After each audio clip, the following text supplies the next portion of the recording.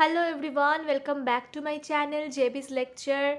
I am Juivatacharya and today again I have come with a new video but with the same chapter that I started in my previous two videos. Okay, so what was the name of the poem? That is The Spider and the Fly, and today we will discuss on the rest of the part of the same poem. Okay, so without getting delayed, let us start discussing this particular poem.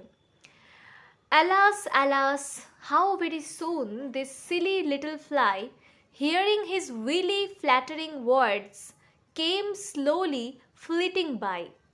With buzzing wings she hung aloft, then near and nearer drew, thinking only of her brilliant eyes and green and purple hue.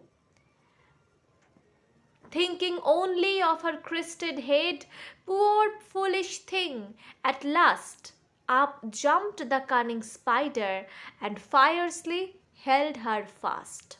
So here you can see in this particular paragraph it is quite a bit clear that the fly couldn't resist itself and she got trapped, or rather she got entrapped by the spider and his flattering words. Okay, the spider, what is the nature of the spider? I discussed in my previous video. The spider is actually a kind of flirtatious character, and through its coquettish willy words, okay, manipulating words, the spider actually wanted to achieve his goal, and his goal is to kill the fly. His goal is to entrap some silly foolish insects or animals, you can say about animals only, sorry, insects only, so that he could get benefited. Now this particular character is actually seen very well, very prominently in many human beings, and it is actually a kind of averring poem, kind of a poem that actually gives us a lesson how should we treat ourselves and how should we treat others as well. What should we do, what we shouldn't do. Okay, so this particular poem, in this particular paragraph, the poet wants to say that finally the particular fly, the fly is actually very much foolish, very silly, and can get motivated, you can say, or demotivated, you can say, manipulated by sweet words, okay, by some sugar coated words. Spider actually became successful in entrapping the fly. Finally the fly started to imagine, okay, the fly started to imagine how would she look, what what were her physical features, how magnificent her beauty was, and through all such words, actually she, right at the very beginning, she did not manifest her interest towards the spider, but with time she started to ponder over the facts. With time she started to think about the facts, that how beautiful she was, how beautiful her bodily features were.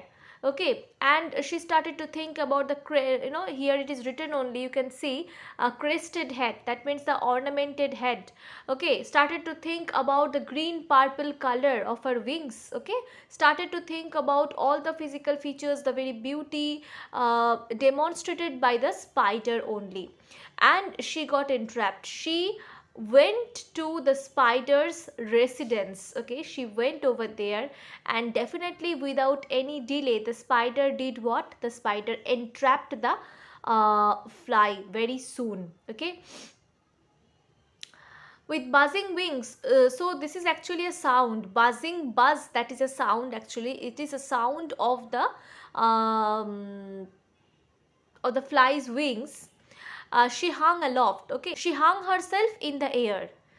The near and nearer drew, thinking only of her brilliant eyes. So here you can see that the fly was thinking about how brilliant her eyes were, and how colorful her wings were. Okay, the colors are green, purple, etc. Thinking only of her crested head, the very head which was actually ornamented with the helmet, with the crown, definitely according to the spider. Okay, poor foolish thing, at last up jumped the cunning spider and fiercely held her fast. So, when the fly started to move towards the spider's residence and she came nearer, nearer, and nearer, that time the spider jumped upon her and entrapped her and did what? Fiercely held her, like fiercely just caught her and definitely ate her. Understood? So that's the scenario. The last part, the fly couldn't resist, and that's actually that's what happened to her.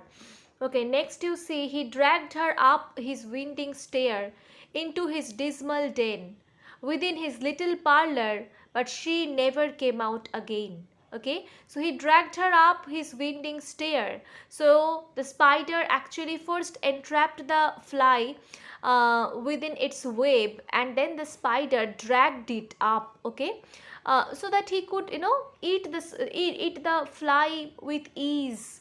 हाँ आराम से खा सकते हैं ऐसे. Into his dismal den, the very dark, the gloomy den, the den full of danger, within his little parlor, within his little residence, but she never came out again. So once the fly or once anyone got entrapped into the spider's web, it could not have any kind of scope to get out of that web to save itself. And the same thing happened to the fly over here. The fly didn't have any kind of scope, any kind of chance to get out and start anew, because right now the fly was dead. Okay, and now dear little children who may this story read to idle silly flattering words, I pray you never give heed. So heed means over here concentration. Now you can see the poet over here actually gives us a lesson. Through this poem the poet wants to say a very big thing over here, a very grave suggestion that she gives to all of us and definitely the children. Okay, but actually this is true not merely to the children but also to everyone, to each and everyone, whether he or she is an adult, a child, or even an old one or a middle-aged person. Okay, so this thing actually is applicable to each and every one, because people nowadays are very much fond of flattering words. Okay, and very much fond of some artificial words. Sometimes he or she knows that yes, these words do not fit, these words actually are not the true words, but again people love to be mesmerized, people love to reminisce, people love to get engulfed with all those sweet sugar coated words told by others, told by their enemies. Understood? Some people are like that and some are like very foolish, very silly, very, you can say, very simple hearted persons. They do believe everyone. So here the poet actually wants to say that yes, children, all the human beings, please don't at all pay heed, don't at all pay heed into such words, sugar coated words, such sweet words, such flattering words. Okay, I pray you never give heed unto an evil counselor, close heart and ear and eye, and take a lesson from this tale of the spider and the fly. So here you can see that this particular poem is actually something that gives us a great lesson over here. So here you can see that the poet wants to say that one should take the lesson from this particular poem, so that he or she can get enriched with the fact that people should not believe everyone. People should not believe in the sugar coated words. Okay, so I guess this poem is actually very easy, but it gives us a very grave lesson that we should follow in our life. Okay, of every the people belonging to every group, every age could follow this particular poem very well.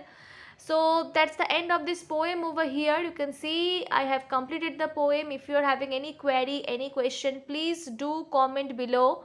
Let me know and share my content among your friends, family members, among your niece, nephews, everyone. I will come very soon with the questions, probable questions of this chapter.